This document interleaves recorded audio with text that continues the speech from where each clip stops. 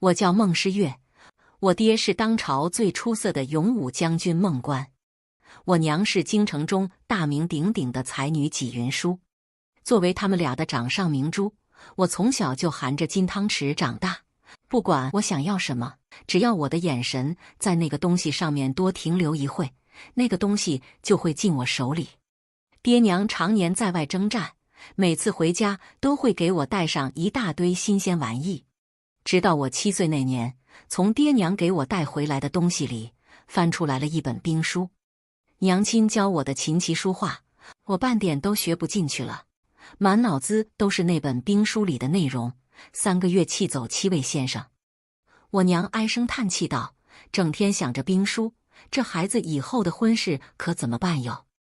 我爹拍着腿大笑：“虎父无犬女，说不定以后咱们家月儿会成为一个女将军呢。”说归说，笑归笑，琴棋画课免了，我爹不仅让我好好学习书法，好好读书，还给我从军营里找来了2个习武师傅。月儿，好好练。爹娘又去边疆打仗了，我跟在2位老师身后，冬练3九，夏练3伏，晚上还要读书练字，每天的生活都非常充实。闲暇时候，2位师傅还会和我讲兵营里的事，讲那些曾经鲜活却死在战场的人，讲塞外的天比京城蓝许多，讲他们从葫芦蹄下救出许多人。月儿，你爹可是大英雄，那些胡人但凡看到孟自奇，都会吓得哭爹喊娘，掉头就跑。小小的我惊呼一声：“哇，我爹真厉害！我以后也要和我爹一样，当大英雄。”师傅们笑着对饮一碗，敬未来的孟大英雄。我10岁的时候，边关告急，北方的胡人和西边的鞑虏勾结在一起，大举入侵边境。我爹征战了5年，拼出一身伤病，把他们2方人马打得落花流水。他们被我爹打怕了，派了使者来我朝表示臣服。这场仗里最大的功臣，我爹孟观是躺在马车里回来的。爹啊！我嗷的一声哭了出来，吓了我娘一跳。她哭笑不得，还没来得及开口阻止我爹就从马车里扔出来一个枕头，大声骂我：“臭丫头，你爹我还活着呢，哭个屁呀！”我哭声一顿，小心地把我娘从马车上扶下来。至于我爹，是好几个壮汉把他从马车里抬下来的。我娘悄悄和我说：“你爹没什么大毛病，就是打最后那场仗的时候，屁股被葫芦射了一箭。”作为一个贴心的妻子，我娘这一路上并没有当着面笑话我爹，而是在回府之后和我一起笑他。等我爹养好了屁股上的伤，可以下地走动时，我的及笄礼已经近在眼前了。作为孟观孟大将军的女儿，我就算1年不出几次门，没多少人知我的品貌性格。京城里的媒人还是险些踏破了我家的门槛。我趁着春光正好，乔装成男子，天天出门游玩。常年习武，我的个头窜得很快，已不输寻常男子。再加上我五官随爹，耳朵上也没有耳洞，倒是没有几个人能认出我的女子身份。我在京城里到处游荡，目睹了好几起不平之事。这么些年兵书可不是白学的。我不过略施小计，强抢民女的纨绔子弟被亲爹看见，家法都打断了2根。强占别人旺铺的，我找了几个地痞，天天去那家铺子里转悠，不打不砸但吓人。很快那家铺子的老板就老实的把铺子还给了之前的老板。处理完不平之事，我深藏功与名，继续满京城溜达。日子一天天过去，我娘给我找了好几个远近闻名的俊公子，让我看他们的画像。我一心习武，并不愿嫁人。娘听到我这么说，默默地卷起公子们的画像，把我拉到桌子旁坐下。月儿，如果可以的话，娘和你爹也不想让你嫁人。可是世道就是这样，对女子苛刻，对男子宽容。即便是男子，如果过了20还不娶妻生子，也会被人传闲话。娘希望你可以嫁个好人家，后半辈子有个依靠。我不解地问：娘，我就不能去参军吗？师傅们说我现在可厉害了，当个小将军不成问题。那是我第一次从娘脸上看到那样多的愁绪。月儿，你可知道女子想当将军有多难吗？娘摸了摸我的脸，她搬出一大摞账本，放到桌子上，摊开给我看。这是你爹手底下的兵这个月要用的银子，粮饷、衣衾、马匹、武器、锅碗瓢盆，我想得到的想不到的，整整齐齐地摆在我眼前，像一张张无底的巨口，朝我露出可怕的牙齿。朝廷的人不会对你手里的兵负责，你想要当将军，就要让你手里的兵吃饱穿暖，有兵器有饷银，他们才会和你一起出征。你想让他们为你卖命，凭什么？他们就不是血肉之躯，就不是娘生爹养的。所以你还要强大，能带领他们打胜仗，带他们升官发财娶老婆。只要你能做到这些，他们就不会管主将是男是女。月儿，不是学了几年武就能当将军的。你连兵营都没进过，连军营的大门朝哪开都不知道，如何带兵打仗？如同醍醐灌顶。我悟了。爹养好了伤，准备带兵回边关时，我娘害喜了。大夫切脉细看，夫人有孕2月余，不宜长途跋涉，需要静养。我娘摸着肚子，脸上满是母性光辉，她抬眸看向爹：相公，这次我不能陪你去边关了，你要好好保重，不要饮太多酒。正好我也可以多陪陪月儿。对，月儿是个大姑娘了，该相看人家了。我心虚地看向一边，我心里打的什么主意，可不能让我娘知道了。大军离京那天，我借口来月事，肚子不舒服，在房间里躺着。等爹娘携手出了门，我摸出早就准备好的包袱，熟练地翻墙出门，找了个僻静地方换好布甲，赶到了新兵营。几时？你小子怎么这么慢？快点，一会要点名了。新兵营负责招兵的老黄大喊一声，我加快了脚步，钻进了队伍里。没错，我瞒着爹娘报名参军了。效仿花木兰从军的梦并没有做多久，大军刚走出京城300里外，我就被我的2位师傅逮了个正着，直接提溜到了我爹面前。你娘飞鸽传书给我，说你给他留了一张娘我参军去了，不用担心我的纸条。爹冷哼一声，胡闹！我跪在地上，爹，我真的想参军，爹是大将军，我再怎么说也要当个小将军吧，不然岂不是丢了爹的脸？我爹气笑了，行啊，你和我手底下的兵打一场，打赢了，不管你干什么，我都不管了；打不赢，老老实实给我回家嫁人。我的2个师傅欲言又止，他们俩对视了一眼，决定让我爹眼见为实。我爹叫来了他麾下的几个小将，来个人和他打一架，打赢的人可得50两。眼见着我和爹眉眼相似，他们推推搡搡，推出来一个眉眼极俊的小将。沈长，你来，下手重点也没事。不过时息，我已经将沈长放倒在地。在场的人齐齐沉默，我爹看看我，再看看地上的沈长，随便又指了一个人，你来和他打。时息之后，地上又躺了一个龇牙咧嘴的人。半炷香之后，地上整整齐齐躺了7个小将。我蹲在一旁，朝我爹嘿嘿一笑。我爹看向2位师傅，你们怎么不早说？师傅们看回去，将军你也没问啊。我兴奋地搓手，将军，我打赢了7场，350两银子啥时候能给我？我揣着50两的银票，溜达着回了新兵营，一路嘀咕着，爹真小气。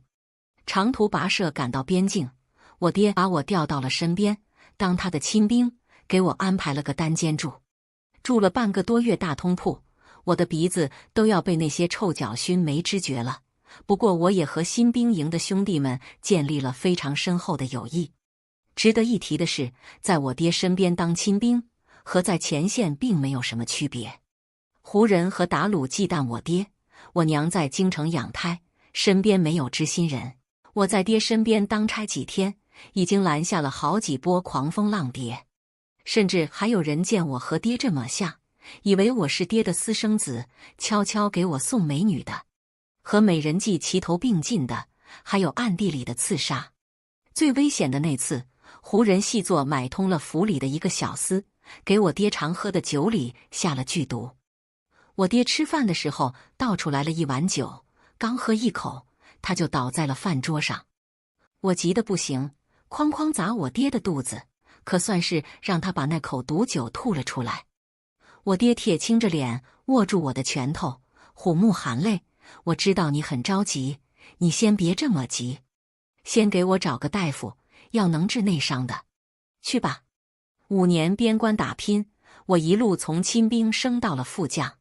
军营里的人默认了我是爹的侄子或者外甥，再加上我骁勇善战，功绩显赫，没人对我的升职路提出异议。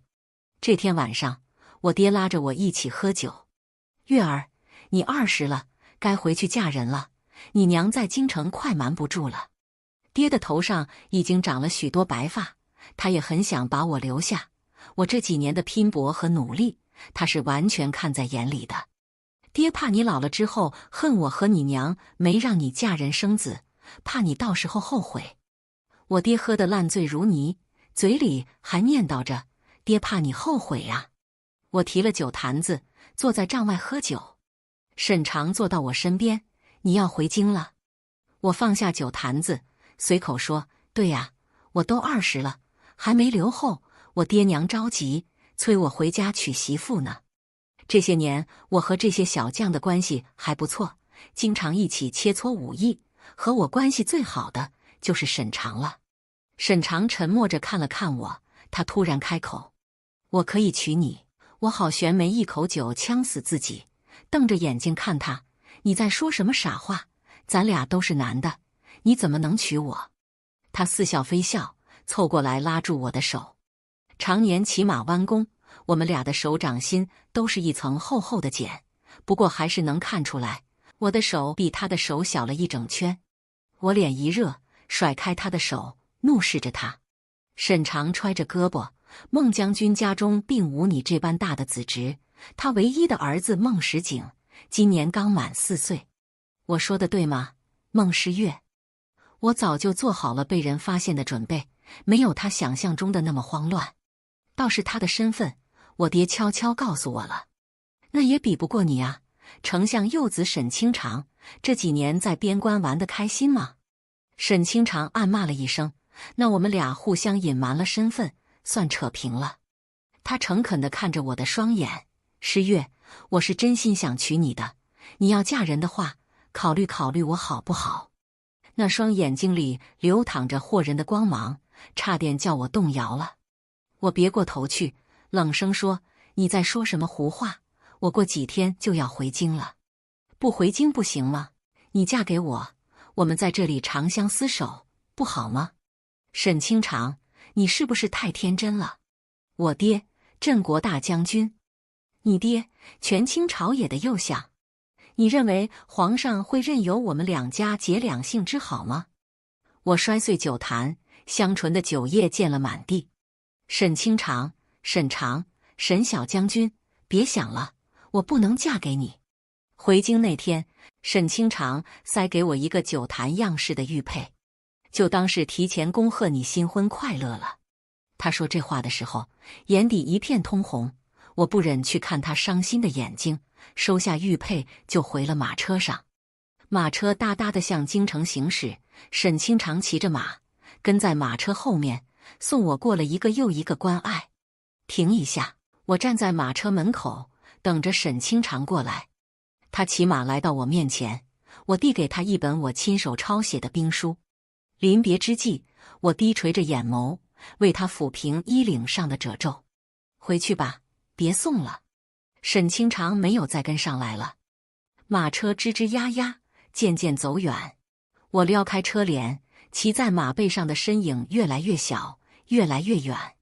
永武将军在京郊庄子上休养了5年的女儿低调回京了。我谨记爹的话，和我娘一起商讨我可以嫁的人选时，首先排除那些位高权重的大臣家的子嗣，再排除一些我娘打听到的家风不正的、花花肠子一大堆的、想攀高枝的。给我选择的余地真的不太多了。与其想那些八字还没一撇的事，我不如多抽出点时间陪小弟玩。我的弟弟孟石景是个很活泼的孩子，长相随娘，才不过4岁，已经可以预见到他长大以后风华绝代的样子了。我很喜欢他，经常抱着他举高高。小景也很喜欢我这个姐姐，时常跟在我身后，不管我做什么都要跟着我。那天我陪着小景出门游玩，没成想让我知道了一个很合适的成婚人选。载着我和小景的马车驶过街头，我听到有人在讲八卦。听说了吗？余王求娶丞相爱女，被皇上拒绝了。听说了，余王还真是痴情啊，在勤政殿外跪了3天3夜，人都跪晕了好几次，皇上还是没同意。我回想了一下余王的信息，他和皇上是一母同胞的亲兄弟，皇上登基之后就封他做了一个闲散王爷。余王李锦安在15岁那年就对丞相的女儿沈青衣一见钟情，缠了他好几年，都没能让沈青衣松口嫁给他。让李锦安非常难受的是，他的好大哥李锦玉对沈青衣似乎也有点别样的心思，经常带着他出去游山玩水，所以他才急得不行，直接跪到他哥面前请求赐婚。心有所属，就代表他不会和我有感情纠葛；身份高贵，代表我可以借他的名头去搞点东西；没有实权，那就更完美了。我想偷偷干点什么，他完全不必知道。没爹没娘，有钱有房，一个完美的联姻对象。我赶紧叫人带我和弟弟回府，找我娘亲商量了一下。她思索了片刻，觉得余王这个人选居然还不错，除了在感情方面有点问题，竟是再也挑不出比他条件更好的公子了。爹娘飞鸽传书，聊了几次之后，我们就悄悄把这事定了下来。新年宴会上，我乖巧地坐在爹娘身后，一眼就看见了在皇帝身边坐着的那个男人李锦安。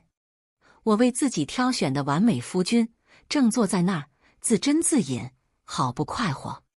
为了以后的幸福生活，我要开始表演了。哐当，我不小心撞翻了酒盏，清脆的声音滚落在地，引来了无数人的注意。臣女失礼了，还请陛下恕罪。我规矩地跪倒在地，身躯微微颤抖。皇帝抬眸看我一眼，如此慌乱，所谓何事？我红着脸抬头，大胆地开口，求陛下赐臣女一个如意郎君。皇帝饶有兴致地问：哦，你看上了哪家的公子？我偷偷看了眼李锦安，面色绯红，朗声说道：臣女对余王殿下一见倾心，殿下风神俊朗，芝兰玉树，能见到殿下这般美男子，臣女死而无憾。此话一出，在场所有人都震惊了，他们看看我，再看看同样震惊到失语的余王。嚯，这下子事情开始变得有意思了。皇帝抚掌大笑：好好好，阿弟，既然孟爱卿的女儿对你一见倾心，那朕就做这个媒人。来人，传旨，今有孟氏淑女，品貌端庄，性格柔顺，一世宜家，令其与余王择日成婚，结两性之好。所有人都没想到事情会是这样一个结果。宫宴结束后，李锦安阴沉着脸，着人把我带到偏殿，咬牙切齿地说：想让我娶你为妻，你做梦！我从袖子里取出新鲜出炉的圣旨。那这么说的话，余王殿下是想要抗旨喽？李锦安脸色一僵，虽然是亲兄弟，但是他哥哥说一不二的性格可不是闹着玩的。圣旨已下，说再多也没用。我低头行礼，没事的话，我先走了。余王殿下，你站住！”他无能狂怒的吼声从我身后传来，我加快脚步离开了皇宫。皇家的动作很快，不过2个月，于王府已经张灯结彩，准备迎接他的新主人了。我身着凤冠霞帔，手持喜扇，坐上了花轿。和我预想中的一样，于王对我非常冷淡，连花轿都不愿意踢。他非常随意地将彩绸扔给我，拽着我就下了花轿。拜堂更是如同儿戏，新郎官不愿与我拜堂，拉着我到了喜堂，往我手里塞了只大公鸡，他就跑得不见人影了。他不给我面子，我也不给他面子。盖头我直接拽下来，盖到公鸡头上，给于王府上供着的牌位磕了个头。我冷着脸，抱着大公鸡进了洞房。过了2个时辰，愤怒的李锦安被人架了回来，来人强按着他和我喝了合卺酒。喝完合卺酒，李锦安把酒杯扔掉，拂袖而去。我在新婚第1天独守空房1整夜，那是半点都没闲着，光是对于王府的账我都对了2个时辰。为了补偿被我拖下水的李锦安，我决定对他稍微好一点。寻常的嘘寒问暖，加1天饭，他不屑一顾。孟诗月，你不要再做这些事了，我心里只有依依，你做再多，我都不可能会爱上你的。我不置可否，照旧打理王府内外事务，参加各种各样的宴会，建立起一个贤妻的形象。私下里，我借着王府的名头，在京城开了许多家铺子。我娘家的商队一趟趟的在边关和京城之间运货，我的小金库日渐丰满。同时，我还用赚的银子和户部尚书还有兵部尚书的夫人们搭上了关系。别的不说，我老爹现在想拿军费，可比以前轻松多了。我深知，想要带好兵，打好仗，后勤不能出乱子。在李锦安面前，我一直是那副云淡风轻的模样。他不常在家，经常是从账房拿了银子就出去喝酒闲逛。我们互相并不关心，但是他有为难的事情时，我会尽可能的帮他。那次他喝完酒，不小心打了一个礼部侍郎的儿子，把人家胳膊打断了。礼部侍郎直接写折子告到了皇上面前，皇上震怒，罚他禁足半年。他被迫老老实实的待在家里，憋屈无比。我出门参加宴会时，拉着礼部侍郎的夫人谈了谈心。没过几天，礼部侍郎就撤销了对李锦安的告状。李锦安解除禁足那天，跑到书房来找我。我正将2家铺子的地契装进盒子里，吩咐下人给礼部侍郎家送去。本王是王爷，那些人不敢拿我怎么样的。我瞥他一眼，是啊，他们不敢拿你怎么样，但是他们会向皇上告状，禁你的足。李锦安一时语塞，别扭地扔下一句谢谢，匆匆离开了。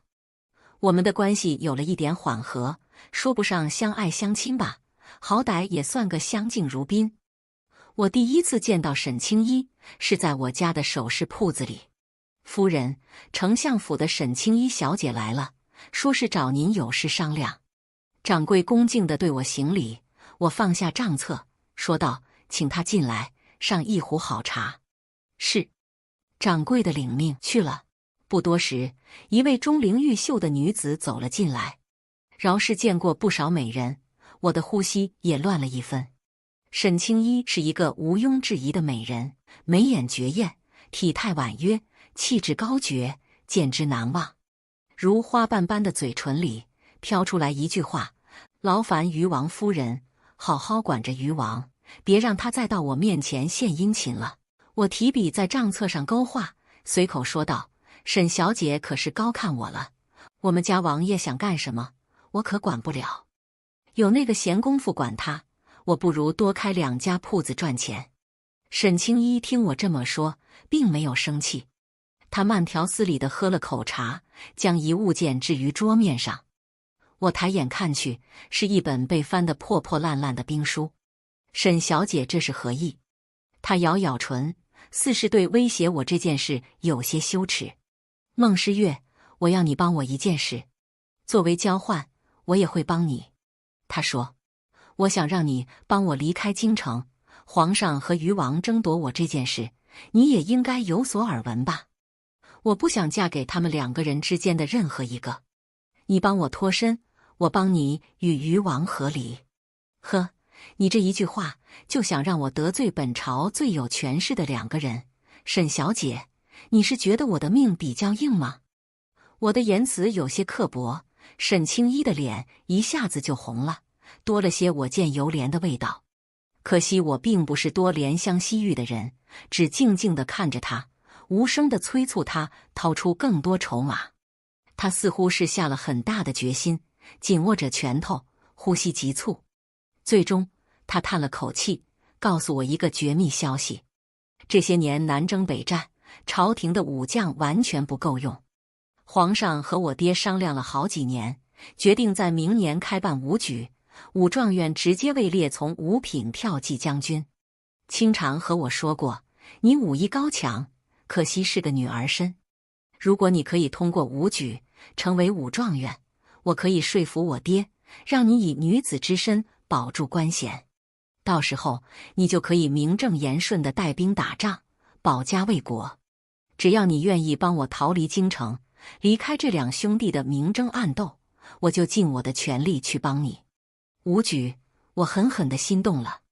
这条消息非常有价值，沈小姐，你希望我怎么帮你？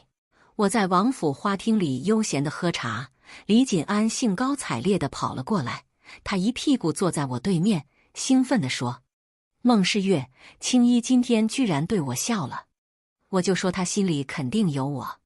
他哈哈大笑，在他明媒正娶的妻子面前，盘算着带别的女子出去游玩。我重重地放下茶盏，哐当一声，吸引了他的注意力。“是吗？那真是恭喜王爷了。”我的语气不是很好，他皱着眉头，像是在责怪我坏了他的好心情。“孟世月，你别以为你帮过我几次，我就会把你当成我的妻子。如果不是你强行要嫁给我，我说不定早就把青衣娶回家了。”我紧紧地揪着手帕，眼里蓄起水雾，哽咽着说：“是啊，是我太自不量力了。明知道你心悦沈小姐，还是求旨嫁给你，是我活该。”说到最后，我流下一滴眼泪，用帕子捂住脸，抽噎着离开了花厅，留下李锦安一个人怔怔地坐在那里，看着我坐过的凳子发呆。我擦干眼泪，从拐角处探出头来观察李锦安的反应。见他这个样子，我安心了。和沈青衣初见那天，我们就已经商量好了如何帮我脱身。我只需要扮演一个深爱李锦安的贤妻角色，沈青衣则会给李锦安一点希望，让他慢慢上钩。按照沈青衣教的法子，我从王府的仆从那里了解了李锦安的生活习惯还有爱好，润物细无声地照顾他的饮食起居。李锦安享受着我的付出，见到我时偶尔还会夸赞我的细心。这些东西是他享受惯了的，并不会对他的心造成多大的触动。反而是沈青衣那边进度神速，只要他丢给李锦安一个温柔的眼神，他连魂都要落在人家身上了，天天跟在沈青衣身旁转悠。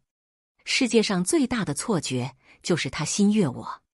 或许是久久没有得到沈青衣肯定的答复，我长期做小伏低的样子又让他觉得舒心。这个传说中对沈青衣一片痴心的王爷，居然趁着醉酒摸进了我的房间。我睡眠很浅，他摇摇晃晃地走到我床前时，我已经醒了。他见我清醒着，通红的脸上露出一抹笑意：“娘子，这些日子委屈你了，本王今天就给你补上属于你的洞房花烛夜。”我一手抵在他胸口：“你不是对沈青衣一往情深吗？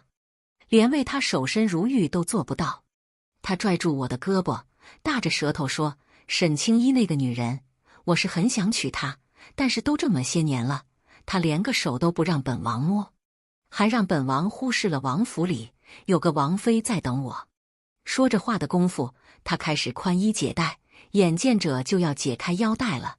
我一手刀劈在他脖子上，他瘫倒在地，呼呼大睡。呵，男人！一脚把李锦安踢出门，我锁好门窗，继续睡觉。第二天，王府乱作一团。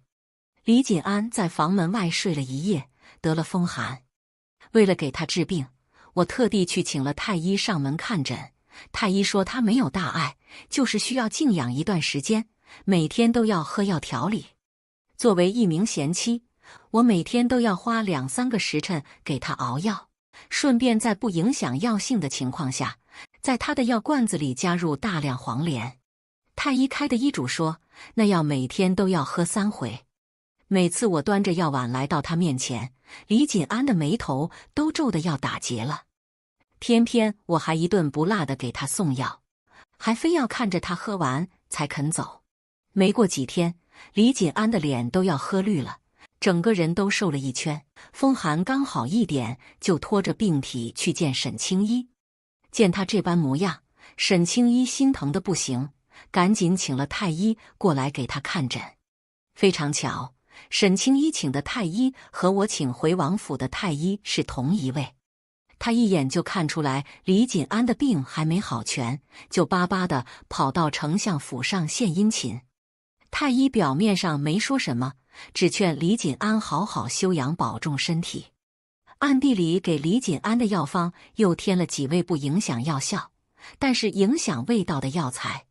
于是端到李锦安面前的药，味道变得更苦了。新年刚过，我来到京郊的元安寺，借着给爹娘祈福的机会，在寺里和沈青衣见了一面。这是藏红花，我递给他一个小盒子。这是户籍证明，这个姑娘家里就剩一个从军的弟弟，他弟弟的户籍我挂在了沈清长身上。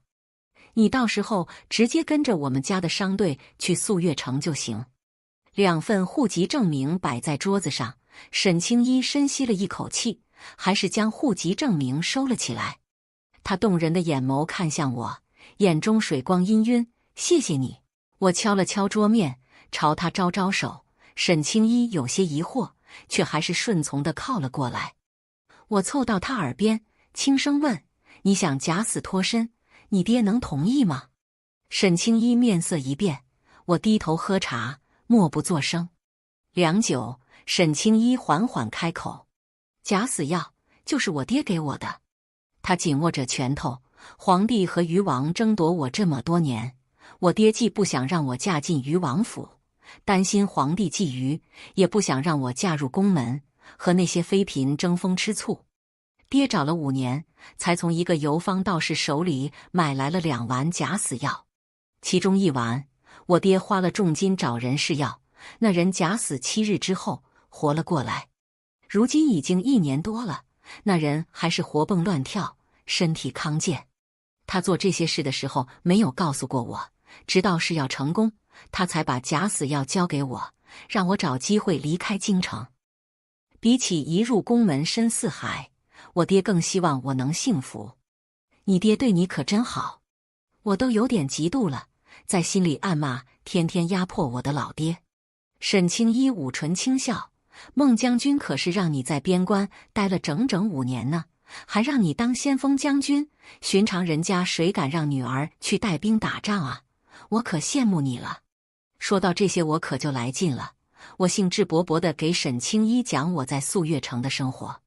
那里有一望无际的大草原，有如同宝石的湖泊，中原见不到的各种动物，骑马打猎时跟在我们后面偷猎物的狼，根本不怕人的肥兔子。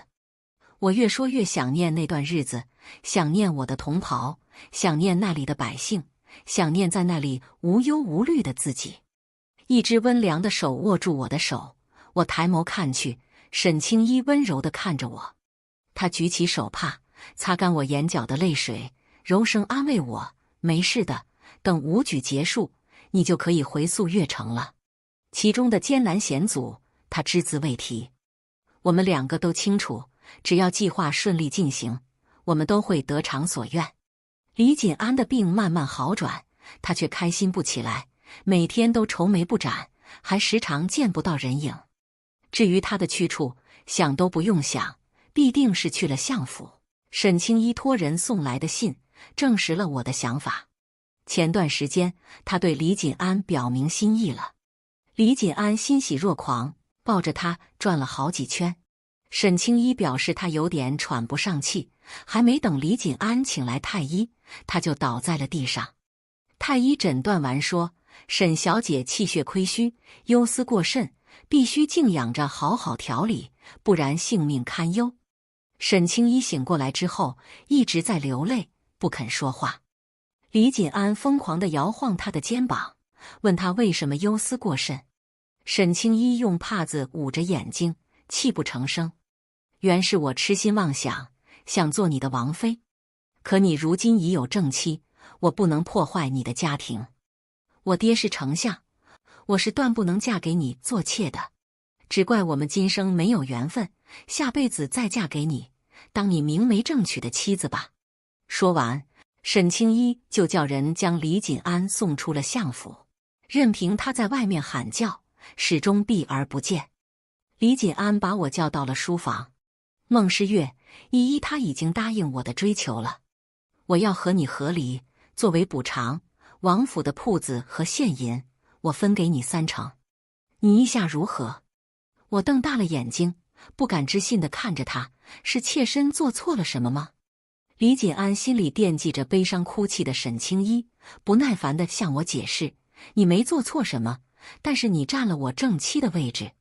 依依想要名正言顺地嫁给我，当我的正妻。我哭着跪坐在地，妾身知道王爷对沈小姐一往情深，可是您这么做，不是把永武将军府和我爹的脸面放在地上踩吗？妾身嫁给您还不到1年，府里府外是弄得井井有条，没有功劳也有苦劳吧？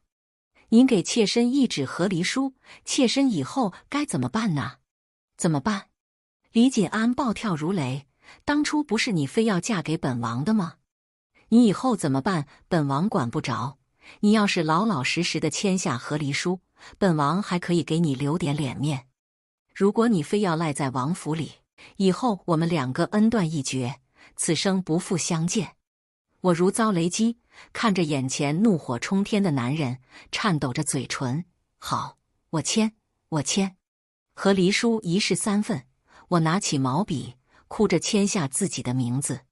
李锦安不等墨迹干透，拿起一份和离书就跑了。我擦干眼泪，赶紧喊来我的丫鬟，快把这份和离书送去户部，要快。其他人和我一起收拾东西，咱们回将军府喽。李锦安扶着面色苍白的沈清一下了马车，沈清一柔弱无骨地倚在他的臂弯里，时不时咳嗽2声。我捧着和离书，踏出王府大门。在我的身后是曾随我一同进入这扇大门的嫁妆。依依，你看，我已经和他和离了，等你养好身体，我就3媒6聘8抬大轿娶你进门。李锦安兴奋地畅想着幸福生活，他完全没注意到我和沈清一交换了个眼神。我用沾了辣椒面的帕子擦了擦眼角，泪水唰地流了下来。孟诗月祝王爷和沈姑娘早日成婚，幸福美满，百年好合。围观的人们被这一劲爆消息点燃了，于王和于王妃和离的消息在1天之内传遍了京城的大街小巷，成了当日最火热的话题。永武将军府也派了不少人来帮我搬嫁妆，10里红妆浩浩荡荡，从王府搬回了我家。到家第1天，我就宣称忧思过度，闭门谢客，实则在家和我娘数钱。1年不到，我已经靠着于王府的名头，净赚300万两银子，还有和离之后李锦安给我的50万两银子和8家旺铺。发达喽，发达喽！武举要举行的消息盖过了我和李锦安和离的消息。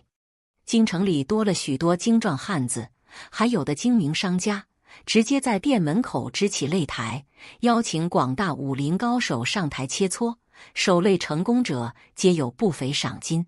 我在家埋头苦练3个月，打得护卫们闻风丧胆。如今多了那么多可以练手的人，我天天早出晚归，和各大高手切磋武艺。几时这个名字在1天之内挑翻了7个擂主，成功登顶武举压柱榜第1。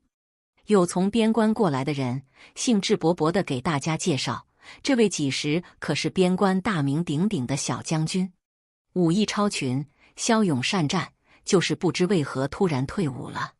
如今有了这个武举，武状元还能直接授官，我猜这个小将军肯定是冲着这个名头来的。听他这么说，那些压柱的人更疯狂了，纷纷挥舞着银票要求加注。吓得开盘的人赶紧调整赔率，要不然真叫那几时拿了武状元，他们可就赔惨了。武举并不比科举简单，各个州县都会提前进行一次筛选，不识字的人大多数都会直接筛掉，除非在武艺上面确实出众的，才会特招进武举选拔队。像几时这种曾经当过好几年兵的，还当过将领的，可以直接参加京城的考试。考试内容很多，都是兵部官员和各位将军商量出来的。除了兵法韬略、军律这2项文试，还要考马上箭、马下箭、长枪术、刀术、搏击等等。经过长达半个月的选拔，我以文试武试双项第1，成功考上武状元。授官那日，我单膝跪地，在文武百官面前朗声请罪，请皇上恕草民欺君之罪。皇帝高坐在龙椅之上，你何罪之有？我拔下发簪，一头长发飘然而下。我是勇武将军孟观的女儿孟诗月。整个大殿瞬间寂静，转而如同烈火烹油一般炸裂开来。女子怎么做了武状元？成何体统？来人把这女子拉下去，欺君之罪理应处斩。皇帝身旁的太监得到指令，尖声喊道：“肃静！”这才让百官安静下来。皇帝紧紧地盯着我：“孟诗月，你可知你犯了欺君之罪，臣女之罪？众位爱卿怎么看？”李锦玉把烫手山芋扔给众位大臣，当即就有人站了出来，大声呵斥：“女子当官，如同牝鸡司晨，此举必会扰乱军纪，应当重罚。”兵部的人不同意了：“女子当官又如何？这个武状元是孟诗月打遍了所有好手才拿下的，她文试武试双第1，是不可多得的人才。女将自古有之，古有妇好，今有孟诗月。”两方人马各执一词，吵得不可开交。沈相有什么见解？可说来听听。皇帝点名让沈相直言，其他官员便不再吱声。沈相走到我身边：“老臣觉得此女以男子身份参加武举，算是欺君之罪，但是她确实是用真本事夺得武状元的。老臣听说此次武举所有的举子都非常敬佩这位武状元，如果只加以责罚，不愿肯定他的成就。这次武举算得上是彻底失败了，有罚有赏才是上上之策。”沈相的话给了皇帝一点思路。沈相的话在理：“孟诗月，你犯了欺君之罪，本应严惩。念在你一心报效国家，且武艺高强的份上，免去你的死罪。我跪伏在地，谢主隆恩。死罪可免，活罪难逃。孟诗月，朕判你流放到极北之地的黑城，到达之后领正七品总旗军衔，镇守边关，替朕守好边关百姓。罪臣领命。极北之地的黑城离宿月城800多里，离京城2000多里，每年都有一半的时间大雪封路，艰苦异常。说是流放，那些押解罪犯的官兵根本不敢放肆，毕竟我只是担着流放的名头，到了地方之后摇身一变就成了他们的顶头上司。而且沈相和我娘还上下打点，保证我一路上舒舒服服的。再加上我一路上见匪杀匪，遇贼逮贼，还没走一半路呢，他们就心甘情愿地认我当大姐头了。我在黑城招兵买马，修城铺路，剿匪除恶，很快就打服了黑城军营的大小官兵。1年之后，黑城的上一任知县带着亮眼的功绩高升去了南方，我一路升到了正五品骠骑将军，回到了我从宿岳城离开时的军职。这1年，京城里发生了很多事。沈青衣的身体越来越差，经常昏迷甚至吐血，不管多少个太医来诊治，都只说他快油尽灯枯了。李锦安急得团团转，到处找隐士神医给他看病，没有用，沈青衣还是一天天的消瘦下去，瘦得皮包骨，那张美人面如同挂在骷髅架子上一般，吓人得很。最终，沈青衣死在了李锦安怀里。沈家停灵3天之后将他下葬，李锦安在他棺椁前守了3天3夜，亲眼看着他的棺椁下葬。再然后，他整日流连青楼楚馆，放浪形骸。参他的折子雪花一样飞到李锦玉案头，气得他又给李锦安进了足，还把他的王爷名号给撤了。知道他失去了地心，好多之前被李锦安打过的纨绔子弟天天在他府门口嘲笑他。李锦安不愿意出门，天天在王府里待着，除了喝酒就是发疯。这个时候，有人给他出主意：王爷，那孟诗月不是对您一往情深吗？只要把她再娶回来，有勇武将军当靠山，肯定没有人敢这么欺负您。听他这么说，李锦安眼前一亮，对呀，还有孟诗月呀。沈青衣到黑城的时候，我正好在外面带兵剿匪，杀得人头滚滚。我带着从土匪窝里搜刮出来的金银，还有一车人头回黑城时，一眼就瞧见沈青衣，他披着狐裘站在城楼上等我。极北之地天寒地冻，他的脸和手冻得通红，直直地看着我。我翻身下马，让我的副将把马牵回兵营。3两步跑上城门，我握住他的手，帮他捂暖。这么冷的天，怎么不在屋子里等我？沈青衣感受着我手心的温度，笑着说：“我在宿岳城养了半年，清长才同意我出来，他还托我给你带了点东西。”听到他这么说，我有点愣怔。一别数年，我已经快记不清沈清长的样子了。他怎么样了？我问道。沈青衣把我拉进房间里，递给我一封信。你看完就知道了。我坐在炕头上，看着这封写着孟诗月亲戚的信，一时间竟不知是想念更多，还是愁绪更多。孟诗月方起，见信如晤，展信书言：一别4载，甚是想念。犹记当年与君驰马扬鞭，共饮达旦。今无与子对饮，知君难言之隐，后悔不已。知君于朝堂之上名己身，天子震怒，在下听闻，尚且两股战战，不知君彼时心中何想。喜君得偿所愿，以女子之身镇守边疆，保家卫国，吾纵有千言万语，终不能言。祝君铮铮昂扬，祝君蓄力展锋芒。清长敬起。沈青衣素手托腮，好奇地问我：清长和你说了什么？我把信折好，收进怀里。他让我好好镇守黑城，别让胡人打进来了。这不是废话吗？糊弄完沈青衣，我问他：你今后有什么打算？沈青衣饮了口茶：我应该是先游山玩水几十年，等我老到走不动了，就找个有山有水的地方住着，快活逍遥一辈子。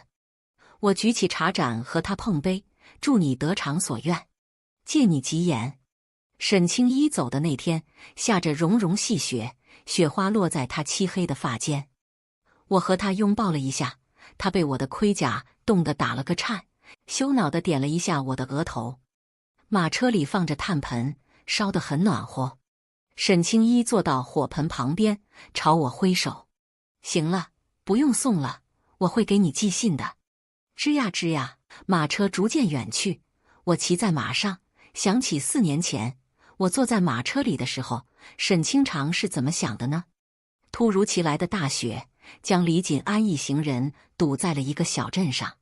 李锦安凭栏赏雪，围炉煮茶，纵使被困在客栈里，他也要好好享受一番。一辆马车从山间驶来，驾车之人身披蓑衣，完全不在意身旁飘然而落的雪花。一只纤纤素手从车窗内探出来，似是被雪花冰了一下，又飞快地缩了回去。李锦安看得出神，一双暖融融的手臂攀到他身上，娇声软语在他耳畔响起：“王爷在看什么？”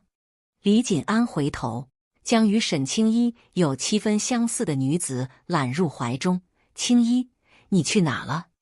那女子软在他怀中，一双眸子里闪动盈盈泪光。“奴家一直在这里啊。”“您看窗外看出神了，想冤了奴家不成？”奴家不依。等到李锦安哄好怀中娇娥，目光再次看向窗外时，那辆马车已经走过了客栈，向着另一个方向远去了。马车里，沈青衣暗暗骂道：“真是晦气！”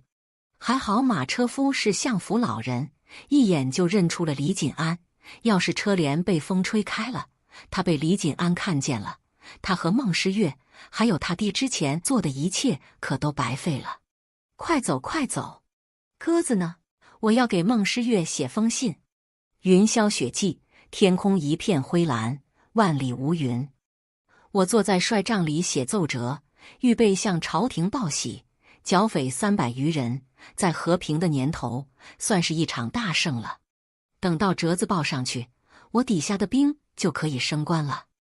我的副将突然冲了进来，单膝跪地：“启禀将军，营外有人自称是虞王，想要见您。”我早就收到了沈青衣的飞鸽传书，心中早有准备。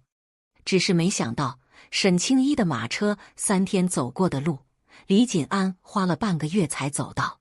“哦，让他进来吧，带到议事营帐那边去。”“是，将军。”副将领命而去。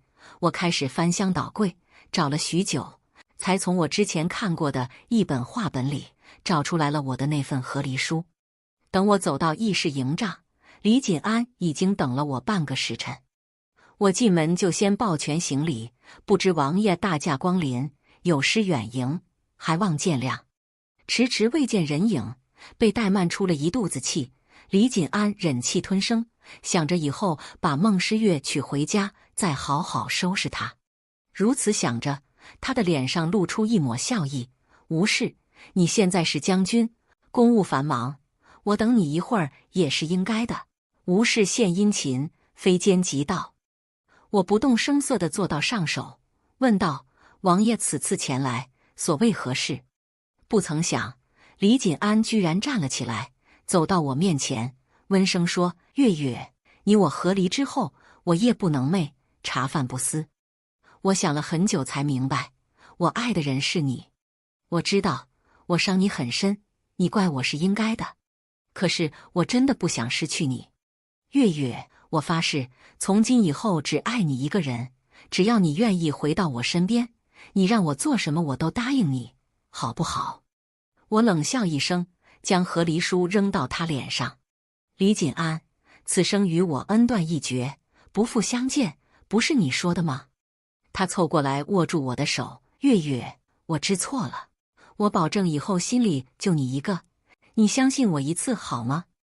李锦安话音未落，一个与沈青衣长得有7分相似的女子闯了进来。她流着泪扑到李锦安面前：“王爷，你去哪了？奴家醒的时候没见到你，还以为王爷不要奴家了呢。”跟在他身后的士兵们羞愧不已，跪地请罪：“将军恕罪，这个女子不知道从哪跑进来的，非说要找王爷，我们一个没看住，她就跑到这边来了。一人下去领10军棍，退下吧。”我冷眼看着李锦安，他铁青着脸，又不舍得对他那张和沈青衣相似的脸下手，只好僵在那里，不敢抬头看我。这就是王爷说的心里就我一个，我可消受不起。王爷请回吧，来人，送客。帐外瞬间涌进来5、6个彪形大汉，冲着他虎视眈眈。李锦安抱着青衣，红着眼瞪我：“孟诗月，你会后悔的。”我好整以暇地看他：“我今后如何，就不劳王爷您费心了。送客。李锦安骂骂咧咧地坐上了回京的马车。我在他走之后，赶紧喊人给我拿来柚子叶泡澡，驱驱晦气。南征北战10余载，我以百场战争无一败绩的傲人战绩，封侯拜将，皇上亲封我为明真侯、中武大将军，官居一品。无论是东南西北哪个方位，只要孟字旗飘扬的地方，所有贼寇均退避三舍，不敢造次。有我冲锋在前，越来越多的女子走出家门，读书识字，练武强身。我和爹在家举杯共饮，爹已是满头白发，我亦是青丝中夹杂了些许华发。我爹对着我举杯：“月儿，爹为有你这么个出色的女儿骄傲。”我嬉笑着和他碰杯：“勇武大将军谬赞了，我哪比得上您啊？不孝女就知道消遣你爹。”我爹拍着桌子，嘴里嚷嚷着要叫我好看。孟石景跑了进来，见我们喝得醉醺醺的，他无奈地喊人把我抬回闺房里。他扶着爹回了正房。小弟孟石景已经长成了一个出色的少年郎，他每天都起早贪黑地练武，和我当初一样。我问他以后想做什么时，小弟眼睛亮晶晶地看着我：“我要和爹爹还有阿子一样，做一个顶天立地的大将军。”我笑着摸摸他的头：“好，有志气，好好练武，以后和我一样做大将军。”史书记，大梁朝名将传，京城孟家满门忠烈，巅峰时期一门三侯：忠勇侯、勇武大将军孟观，明真侯、忠武大将军孟诗月，孟观之女征安侯、英武大将军孟石景，孟观之子。三侯先后镇守大梁边疆60余载，为大梁开疆拓土，保家卫国，减灾地心。